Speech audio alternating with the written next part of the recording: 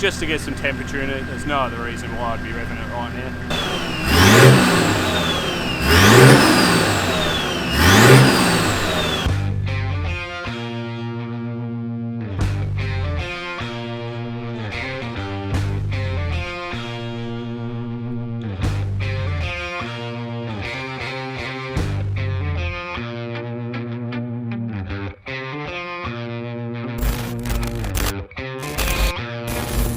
Proudly supported by Superior Engineering, iTech World, and in part by... Before we start today's episode, I want to let you guys know that I have a discount code for King Fab Kustoms. You can get 10% off at their checkout if you put the code RoamLife in. And honestly, their prices are already really great to begin with. Snorkel, airbox, intercooler pipes, all that sort of stuff for a freaking insane price. So I will have a link in the description below for you guys to check that out. Right, now as you guys can see, Ron Burgundy is looking freaking insane. I mean, I honestly cannot stop looking at this thing. It's just turned out exactly how I wanted it to look. But the elephant in the room, or the elephant's trunk that is sitting on my car right now, is that whopping 5-inch bonnet entry snorkel. So this is a brand new product from King Fab Kustoms where we're using this car as the mock-up and the R&D. And we wanted to make sure, well, Matt wanted to make sure mainly that this was perfect. And let me tell you, it is perfect. You can see it follows that A-pillar, absolutely mint. It is sitting just off the guard there and it just looks so freaking nice. Like the height of it is perfect. It's not too stubby. It's not too big. It's a whopping 5-inch bloody stainless steel, seamless snorkel. Now you might have just noticed that we've got a little bracket here that says stay classy. So these little bits and pieces, you'll see a few later on, these are what really just tops off this sort of fabrication for me. You know, stay classy, it's a classic Ron Burgundy quote, and I am gonna get some stickers printed in that exact font as well. We're gonna run those on this car and you guys can pick one of those up as well. Now, I can't even begin to tell you guys how much time Matt spent on this snorkel, making sure it was perfect so that everyone that goes out after this that is sold is the exact same. And it even shocked me with the tooling that he's using, because just to make sure that bonnet cut was right, he 3D printed a mock-up of this piece here, sat it on the bonnet and then traced it around and cut it out that way, which is like so much better than just tracing and guessing. He wanted to make sure it's perfect. Now this part is freaking sick. The engine bay on this car is honestly, it's crazy. Now, when you first walk up to the car, you just get this big airbox in your face. And as you can see, Mr. Burgundy is just death staring you down. I'm kind of a big deal, famous quote of his, but massive, massive airbox with that etched into it. Then we've got the 5-inch snorkel comes in all the way 5-inch through and then into our 4JJ1 turbo there. All the intercooler pipes and airbox pipes have been powder coated black. That was a hard decision because I do like polished, but honestly, black was the right call because it's just kind of like tucked away in the engine bay and you can't really see it. We've got some boost reference barbs also welded into the intercooler pipe here and the intercooler pipe on this side. So we've got boost reference on both sides. They've also done a 3-inch exhaust with a wastegate screamer pipe right there. So that dumps right down as well, but 3-inch dump pipe all the way through, and that goes underneath the car and runs along like that, and then it's V-banded right at the diff there with a turn down pipe. The idea behind the V-band right here is if we ever want to take the exhaust right out the back, or say if we want to run a pipe and just kick it out by the wheel here, I guess it just leaves it a little bit future-proof and we can build on it from that V-band. I might cut to a clip of when we picked this up because this engine bay was honestly a complete mess, and to see it how it is now with the help of King Fab Kustoms, you know, this is just crazy. So I cannot thank those guys enough. I definitely recommend checking out their website and using that discount code. You'll be shocked at the prices already, and then with an extra 10% off. I better see a bunch of King Fab snorkels rolling around after this video. Now there is still quite a little bit of work to get done, and the last 10% of a build honestly just takes so long because I'm trying to make everything perfect, but I think in today's episode, if we can get the wastegate plumbed up and fit the intercooler pipe back on so we're at least building some boost, we might be able to play around with the fuel pump and get this thing to idle right, max out the fuel, and then when we take it for a drive, we can just see what the turbo's doing. But in order to see what the turbo's doing, we need gauges, which I haven't wired in or installed at all yet. But yeah, it is crazy, man, to see this thing back in the shed. We've obviously got to fill the wheel arches out here because we're poking a fair bit as well, which is a very common question, but we are going to sort that out, make this thing semi-legal, or at least as legal as we possibly can in today's world. Right, so on the bench here, I've got the SAS Trax gauges. So they're like a dual use. This one has exhaust and boost, exhaust temperature and boost. And then this one has water temperature and oil pressure. So all very important stuff to be reading out, especially if it's this bloke tuning it. So yeah, I'll get these sensors out. Matt has also allowed in the dump pipe a bung for the EGT, and we've got our boost probes as well. So we should have everything that we need in order to get this done.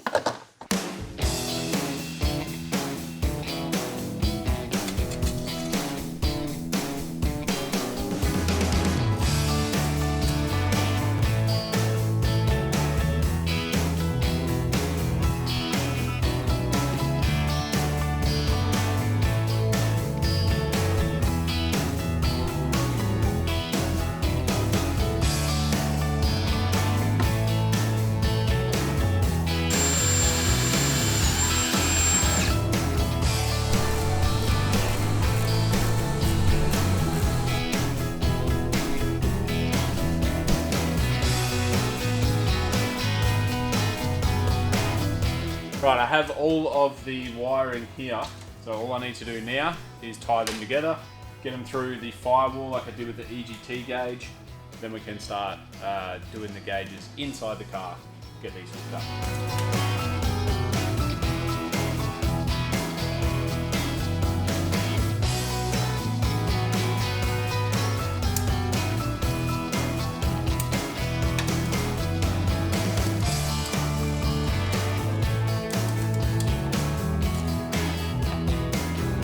All right, quick one. If you're like me and you're sick of your data being passed around on the internet without your say, then listen up. I've been using Incogni and it's a game changer. They go out and force data brokers to remove your personal information from the internet. It's like having a team fighting to keep your details off of the dark corners of the web. And they've even stepped it up even further with their new custom removals feature. So if there's a sketchy site that you know that has your data, you can target it directly and get your information removed. You don't need any tech skills, they handle all of it. And if you use my code ROAMLIFE, you'll receive 60% off the annual plan. That is huge and it's seriously worth protecting your privacy. Hit the link below and take your data back and get that peace of mind. Thank you to Incogni for sponsoring this video. Now let's get back to the action. This bloke's been napping on the job, but I have been wiring away. You can see I've got all the connectors up the top here pulled through. It's not too bad to do on a GQ because you get a pretty big gap in there and you can kind of pull it through. Gone ahead, wired it up. This is ignition, we've got power and earth, and I've taken most of that from the steering column. I put the illumination wire to the ignition wire so that it's always dim, so we're not going to be able to turn the lights on and then dim the gauges. I find that my GU gauges are a little bit too bright, so I'm going to run these ones permanently dimmed. I don't think we're going to have a drama.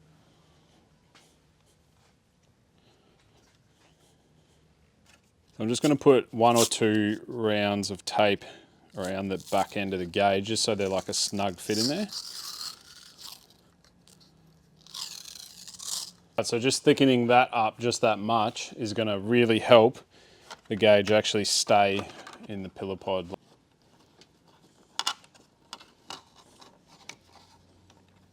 Got everything plugged in and pulled tight down the back there, so I'm going to flick ignition on.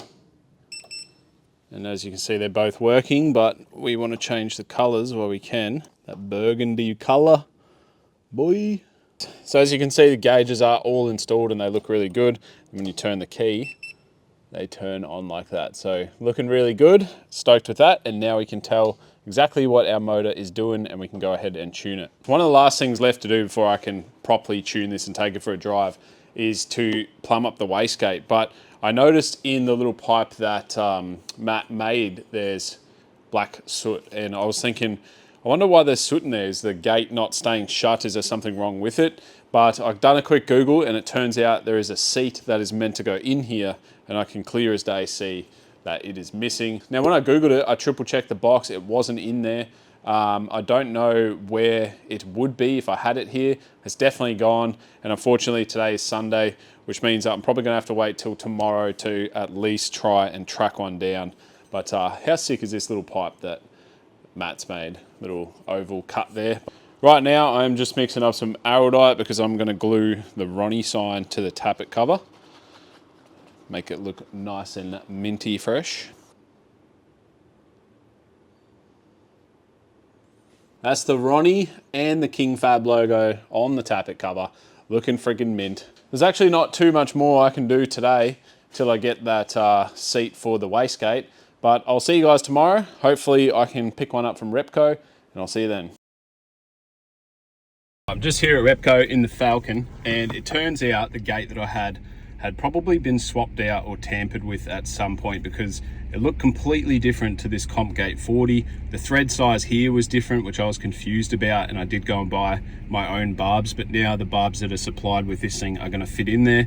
We now have the seat, which is this piece here. So this was the part that was missing. So now I'm going to go to the shop and try and change over this turbo line, because it's not exactly the right banjo on the block and it's leaking a little bit. I also forgot that my number plates are in for Ron Burgundy, so I'm going to go to the post office and pick those up real quick. Then I can go get that hydraulic hose fitted. Right, I'm just pulling up to a hydraulic hose place, and I will go in and see how we go getting this freaking fitting. It is a mission.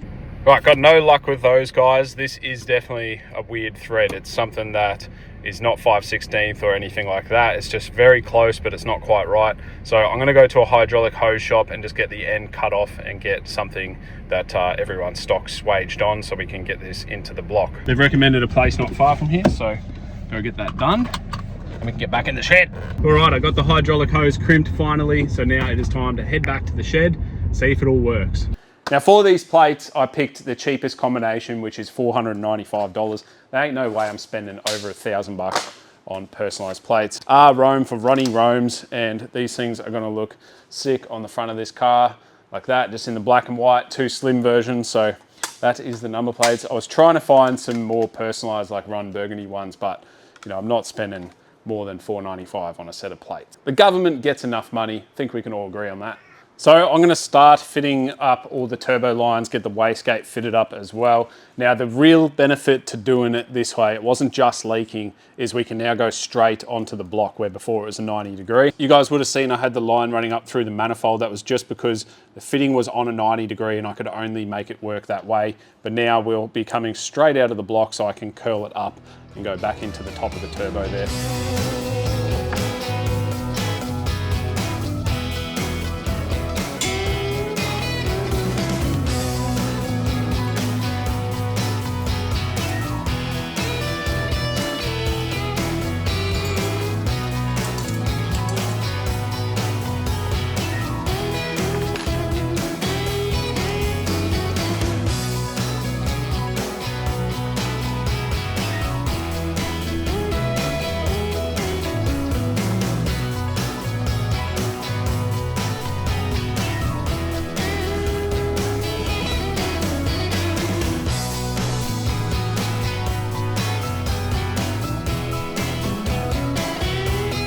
So the exciting thing is now we can fire this thing up and just double check that everything is not leaking and all that. I'm gonna open this, let the bloody exhaust out. I'm actually pretty nervous, but here goes nothing.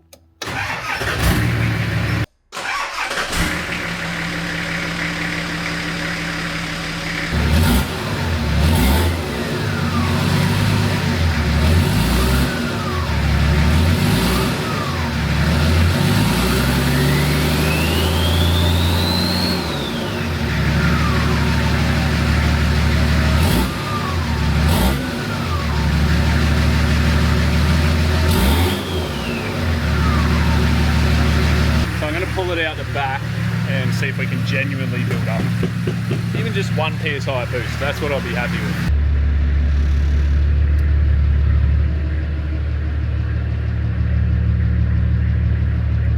Right, check it out, bonnet's down, big snork.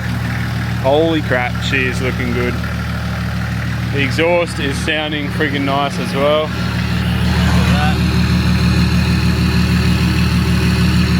I need to put some more water in it. I don't know if I didn't have enough in there. It probably bled through when me and Matt took it for a drive, so I'm just gonna top it up. So I'm just waiting for it to get up to temperature so that thermostat can open, and with diesels that can take friggin' ages. Right now it's sitting on 70 degrees. Exhaust temp is 86 at idle.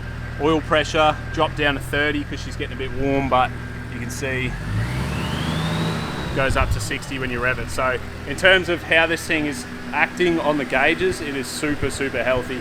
I'm definitely going to have to rev it a few more times just to get some temperature in it. There's no other reason why I'd be revving it right now.